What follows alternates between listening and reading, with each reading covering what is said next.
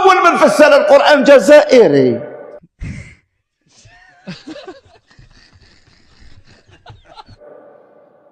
أول من شرح صحيح البخاري الجاهل جزائري.